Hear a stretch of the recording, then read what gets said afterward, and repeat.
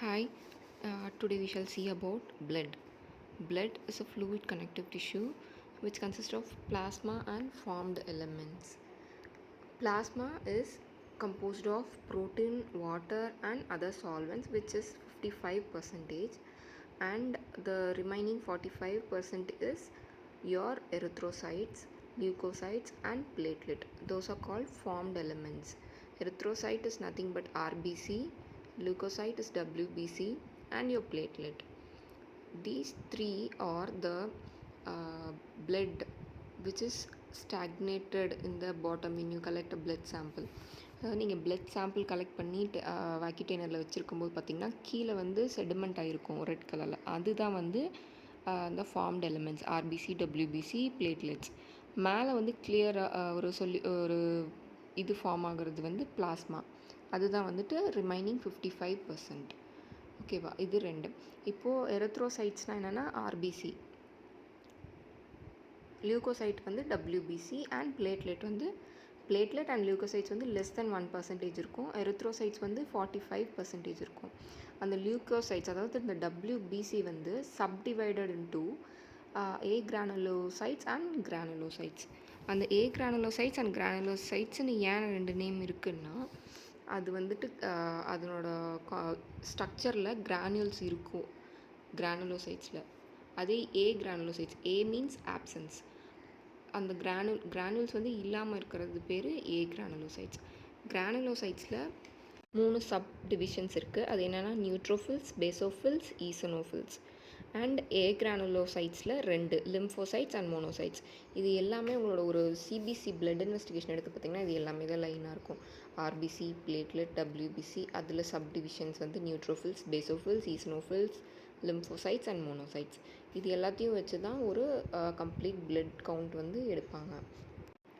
So இந்த components எல்லாமே எங்கேருந்து நம்ம ப்ரொடக்ஷன் ஆரிஜின் ஆகுதுன்னா ஸ்டெம் செல்ஸ்லேருந்து, அதாவது மைலாய்ட் ஸ்டெம் செல்ஸில் இருந்து சப்டிவைடட் ஆகி தான் இந்த நியூட்ரோஃபில்ஸ், பேசோஃபில்ஸ், ஈஸ்னோஃபில்ஸ் எல்லாமே, லிம்போசைட்ஸ் அண்ட் மோனோசைட்ஸ் எல்லாமே ப்ரொடியூஸ் ஆகுது. இப்போ 1 by 1 என்னென்னா நியூட்ரோஃபில்ஸோட நார்மல் இது என்ன வேல்யூஸ் என்னென்னா 40 to 60%.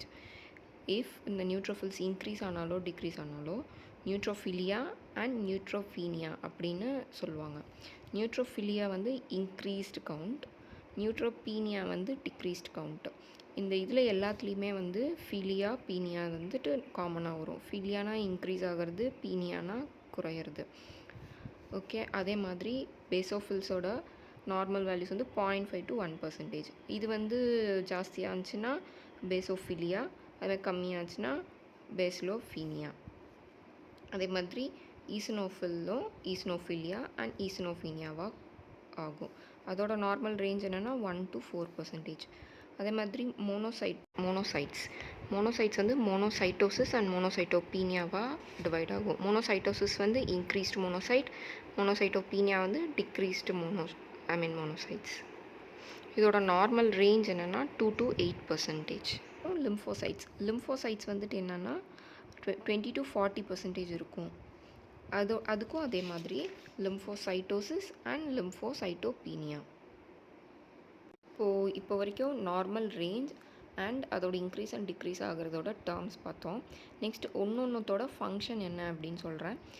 நியூட்ரோஃபில்லோட ஃபங்க்ஷன் என்னென்னா, ஃபஸ்ட்டு பாக்டீரியா அண்ட் ஃபங்கை வந்துட்டு நம்ம பாடியில் இன்ஃபெக்ட் ஆச்சு அப்படின்னா இம்மீடியட்டாக ரியாக்ட் பண்ணுறது நியூட்ரோஃபில்ஸ் தான் வந்துட்டு நமக்கு இண்டிகேட்டராக இருக்கும். அதோட ஹெல்ப்பில் தான் வந்துட்டு நெக்ஸ்ட் அதாவது இம்யூன் ப்ராசஸ் எல்லாமே வந்து மூவ் ஆகும். அதே மாதிரி பேசோஃபில்ஸில் வந்துட்டு என்னென்னா ஹிஸ்டமைன் ரிலீஸ் இருக்கும். ஹிஸ்டமைன்னா இந்த அலர்ஜிக் ரியாக்ஷன்ஸ் அந்த மாதிரி, இப்போது கிளைமேட்டோ ஆர் ஏதாச்சும் ஒரு அலர்ஜிக் சப்ஸ்டன்ஸ் சாப்பிட்றோம், அந்த மாதிரியான திங்ஸ்க்கெல்லாம் வந்து பேசோஃபில்ஸ் ரெஸ்பான்சிபிள். ஈசனோஃபில்ஸும் லார்ஜ் பேராசைட்ஸ், பேராசைட்ஸில் லார்ஜ் பேராசைட்ஸ் லைக் worms அந்த மாதிரி, அப்புறம் அலர்ஜிஸ்க்கு எல்லாத்துக்கும் கூட ஈசனோஃபில்ஸ் தான், கேன்சர் செல்ஸ் அந்த மாதிரி எல்லாத்துக்கும். லிம்போசைட்ஸ் வந்துட்டு எதுக்குன்னா acquired infections like HIV, TB அந்த மாதிரி. மோனோசைட்ஸில் வந்துட்டு என்னென்னா மேக்ரோஃபேஜிக் ஆக்டிவிட்டீஸ் நடக்கும் மோனோசைட்ஸில். மேக்ரோஃபேஜ் ஆக்டிவிட்டினா என்னென்னா, ஒரு ஆர்கானிசம் நம்ம பாடியில் வருது, அது வந்துட்டு என்ன பண்ணுவோன்னா, இது என்கல்ஃப் பண்ணிடும், அதாவது அதை முழுங்கிடும். அதுதான் வந்து மோனோசைட்ஸோட ஆக்டிவிட்டி. மேக்ரோஃபேஜிக் ஆக்டிவிட்டி அதுதான் மோனோசைட்டோடது. லிம்ஃபோசைட்ஸ் வந்து என்னென்னா, அது ஃபர்தராக 5 திங்ஸாக சப்டிவைட் ஆகும். அது வந்து கொஞ்சம் இம்பார்ட்டண்ட்டு, கவனிச்சுக்கோங்க. B cell, helper T cell, cytotoxic T cell, regular T cell, natural killer cell அப்படின்ட்டு 5 இதாக டிவைட் ஆகுது. இப்போது இதில் 1 by 1 சொல்கிறேன். First B cell. B cell வந்து ஆன்டிபாடி ப்ரொடக்ஷன் பண்ணும், ஃபேகோசைட்டோசிஸ் பண்ணும், அதாவது அந்த ஆர்கானிசம் என்கல்ஃப் பண்ணும், ப்ளஸ் ஆன்டிபாடி ப்ரொடக்ஷன். நம்ம பாடியில் எந்த ஒரு ஃபாரின் ஆர்கானிசம் உள்ளே வந்தாலும் antigen, foreign organism is antigen, அந்த நம்ம பாடி வந்து அந்த ஆன்டிஜனுக்கு எகெயின்ஸ்டாக ஃபங்க்ஷன் ஆகும், தட் இஸ் ஆன்டிபாடி. அந்த ஆன்டிபாடியை ப்ரொடியூஸ் பண்ணும். இதுதான் வந்து first line B cell. Next helper T cell. Helper T cell அப்படின்றது வந்து என்னென்னா, ஒரு இப்போ ஏதோ ஒரு ஊண்டோ எதுனாலுமே, இப்போ ஏதாவது ஒரு கீழே விழுந்து ஊண்டாகுதுன்னா கூட ஒரு இன்ஃப்ளமேட்டரி ரெஸ்பான்ஸ் இன்ஸ்டண்ட்டாக கொடுக்கும். அதுதான் ஹெல்பர் டி செல். அந்த ஹெல்பர் டி செல் என்ன பண்ணுன்னா, பி செல்லை வந்து ஆக்டிவேட் பண்ணும், அதாவது மெசேஜ் கொண்டு போய் பாஸ் பண்ணி கொடுக்கும் பி செல்லுக்கு, இந்த மாதிரி இன்ஃபெக்ஷன் இருக்குது, நீ ஆன்டிபாடி ப்ரொடியூஸ் பண்ணு அப்படின்னு சொல்லி. அதனால தான் அதுக்கு பேரே ஹெல்பர் டி செல் அப்படின்னு சொல்லிட்டு வச்சுருக்காங்க. சைட்டோடாக்சிக் டி செல் என்னென்னா, cancer cell. Cytotoxic T cell is for cancer cells. Cancer செல்ஸை அட்டாக் பண்ணி எலிமினேட் பண்ணுறதுக்கு ஹெல்ப் பண்ணுறது cytotoxic T cell. Regulatory T cell வந்துட்டு என்னென்னா, இந்த லிம்ஃபோசைட்ஸோட ப்ரொடக்ஷனையும் இந்த மற்ற செல்ஸோட ப்ரொடக்ஷனையும் வந்துட்டு ரெகுலேட் பண்ணும், அதாவது அது ஜாஸ்தியாச்சுன்னா சப்ரெஸ் பண்ணும். அந்த மாதிரியான வேலைகள்லாம் இந்த ரெகுலேட்டரி டி செல்ஸ் பண்ணும். நெக்ஸ்ட்டு லாஸ்ட் ஒன் வந்து நேச்சுரல் கில்லர் செல். இந்த நேச்சுரல் கில்லர் செல், அந்த நேம்லேயே இப்போ நேச்சுரல் கில்லர், நம்ம பாடியில் ஆன்டிஜன் எதுவும் வந்துச்சுன்னா அதுவாகவே போய் ஆக்ட் பண்ணி அந்த ஆன்டிபாடியை ப்ரொடியூஸ் பண்ணி நமக்கு வந்து ப்ரொடெக்ட் பண்ணணும். இதுக்கு வந்துட்டு ப்ரீவியஸ் எக்ஸ்போஷரோ இல்லை இப்போது இந்த வேக்சினேஷன்ஸ் எல்லாம் போடுறது வந்து ஒரு எக்ஸ்போஷர் டு த ஆர்கானிசம் தான் வேக்சின் போடுறோம். அந்த மாதிரியான எந்த இதுவுமே இல்லாமல் நேச்சுரலாகவே இது போயிட்டு தன்னோட வேலையை செய்யும். அதுதான் வந்து natural T cell, natural killer செல்.